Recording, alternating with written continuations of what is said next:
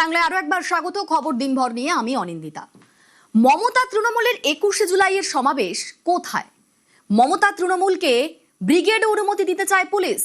ধর্মতলায় তো সভা করা যাবে না, সেক্ষেত্রে তার বদলে ব্রিগেডে অনুমতি দিতে চায় পুলিশ। কিন্তু ব্রিগেডে সমাবেশে নারাজ মমতা বন্দ্যোপাধ্যায়। বর্ষায় ব্রিগেডে জল কাদায় সমস্যা বলে দাবি। তাহলে এবার মমতা তৃণমূলের 21শে জুলাইয়ের সমাবেশ কোথায় হবে? কি ভাবছে মমতা তৃণমূল? আমাদের সঙ্গে সরাসরি আবির রয়েছেন প্রতিনিধি। আবির, সেক্ষেত্রে মমতা তৃণমূল কোথায় সভা করতে চান, কোথায় সভা করতে চেয়ে আবেদন করতে পারেন, কি ভাবছেন তারা? দেখো, সভা করতে চেয়ে আবেদন তো করেই রেখেছেন তারা, আদালতেও গেছেন এবং তাদের বক্তব্য হচ্ছে যে 21শে জুলাই বরাবরের জন্য ভিক্টোরিয়া হাউসের সামনে পালন করা হয়, সেখানেই তাদেরকে পালন করতে দেওয়া হোক। যদিও কলকাতা পুলিশের তরফ থেকে আগেভাগেই জানিয়ে দেওয়া হয়েছে যে ভিক্টোরিয়া হাউসের সামনে কোনোভাবেই 21শে জুলাইয়ের সমাবেশ বা রাজনৈতিক সমাবেশ করতে দেওয়া হবে না। এবং এক্ষেত্রে দাঁড়িয়ে কলকাতা শহরের যে যানজট সংক্রান্ত যে উদাহরণের কথা তারা বারবার ধরে তারা তুলেও ধরেছেন। এবং তুমি জানো যে মাঝে ফিতে নিয়ে কুণাল ঘোষ, দোলা সেন, বৈশ্বনাথ চট্টোপাধ্যায় বেশ কয়েকজন তারা মাপতেও চলে গিয়েছিলেন। তা নিয়েও রাজ্য বিধানসভার অভ্যন্তরে কটাক্ষ শুনিয়েছিলেন হচ্ছে রাজ্যের মুখ্যমন্ত্রী শুভেন্দু অধিকারী।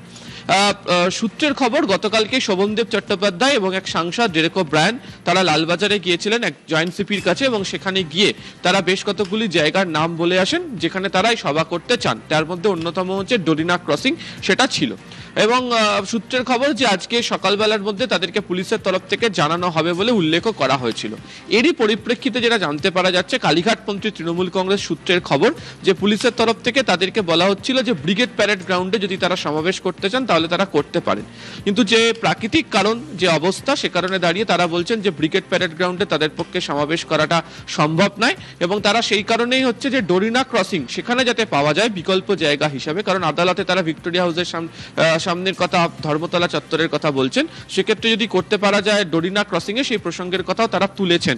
তবে এখনো পর্যন্ত তা নিয়ে কালীঘাটপন্থী তৃণমূল কংগ্রেস সূত্রে জানা যাচ্ছে যে পুলিশের তরফ থেকে নতুন করে তাদেরকে কিছু জানানো হয়নি। ফলে কোথায় 21শে জুলাই মমতা বন্দ্যোপাধ্যায় তিনি পালন করবেন? 21শে জুলাই সমাবেশ গত কয়েক বছর ধরে যে জায়গাতে হয়ে আসছিল সেই জায়গাতে যেহেতু হচ্ছে না, তবে আদালত যদি অনুমতি দেয় সেটা অন্য ব্যাপার। এখনো পর্যন্ত যা ব্যাপার সেখানে হচ্ছে না, সেক্ষেত্রে দাঁড়িয়ে কোথায় হবে তা নিয়ে এখনো পর্যন্ত দ্বিধায় রয়েছে কালীঘাটপন্থী তৃণমূল শিবির। সঙ্গে থাকো আবির। আগেই তৃণমূলকে ব্রিগেড চ্যালেঞ্জ মুখ্যমন্ত্রীর, বিধানসভায় ব্রিগেড চ্যালেঞ্জ শুভেন্দু, শোনাবো।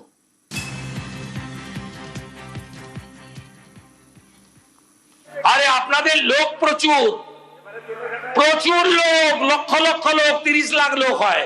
11 সালে তো ব্রিগেডে গেছিলেন, এবারেও চলুন না ব্রিগেডে যাই, দম আছে।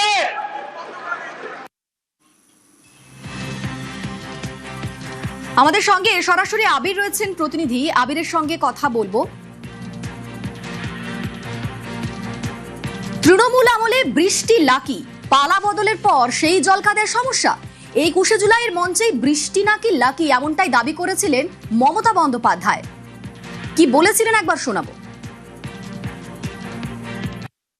21শে জুলাই বৃষ্টি হয়, ঈশ্বর আল্লাহর কি মেহেরবানি। বৃষ্টি কিন্তু হলো ঝমঝমাঝম বৃষ্টি।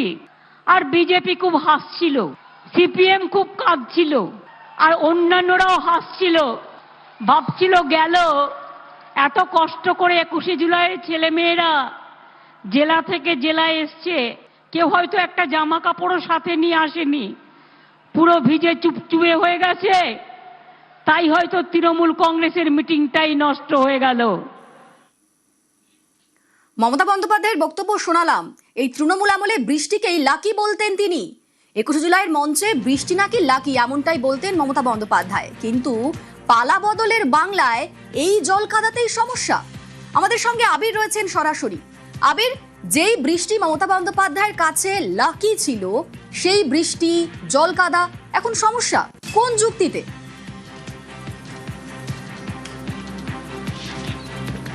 প্রথমত হচ্ছে যে শুধুমাত্র বৃষ্টি সমস্যার থেকেও আরো একটি আলোচনাও তার মধ্যে চলে এসছে। তার কারণ যে 2011 সালেও তৃণমূল কংগ্রেসের তরফ থেকে ব্রিগেড প্যারেড গ্রাউন্ডে তাদের যে 21শে জুলাইয়ের যে সমাবেশের যে অনুষ্ঠান সেটা পালন করা হয়েছিল এবং সেদিনকেও ভরা বৃষ্টির মধ্যে ভয়ঙ্কর অবস্থা, প্রাকৃতিক অবস্থা ছিল, তার মধ্যেও তৃণমূল কংগ্রেস সেখানে সমাবেশ করেছিল।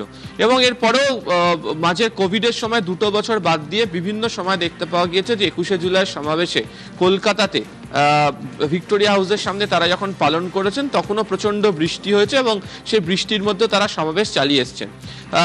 বর্তমান অবস্থাতে দাঁড়িয়ে রাজনৈতিকভাবে আসলে কটাক্ষ করা হচ্ছে এই সিদ্ধান্তকে। অনেকেই বলছেন যে যেহেতু তৃণমূল কংগ্রেস শিবিরই 2 ভাগে বিভক্ত হয়ে গিয়েছে, ফলে যে সংখ্যক মানুষজন আগে তারা আসতেন তারা এখন কোন পক্ষে রয়ে আসবেন সেটাই বোঝা সম্ভব নয়।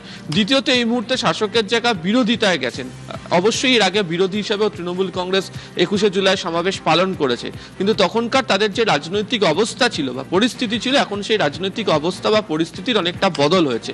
ফলে সেদিক থেকে দেখতে গেলে শুধু বৃষ্টি বা জলকাদা না, তার সঙ্গে কত সংখ্যক কর্মী যোগ দেবেন সেটাও একটা ব্যাপার। তার কারণ আবারও বলছি যে গত কয়েকদিন ধরে তাদের পক্ষে কতজন রয়েছেন, কতজন 21শে জুলাই থাকবেন তা নিয়ে বারবার ধরে কটাক্ষ তাদের দিকে উঠে এসছে। এমনকি এই বিধানসভার অভ্যন্তরেও মুখ্যমন্ত্রী শুভেন্দু অধিকারী তা নিয়ে কটাক্ষ করেছিলেন। ফলে সেটাও একটা অন্যতম যুক্তি হতে পারে, যেটাকে ঝড় বৃষ্টি কাদার কথা বলে উল্লেখের মাধ্যম দিয়ে নিয়ে যাওয়া হচ্ছে। বেশ, সঙ্গে থাকো আবি।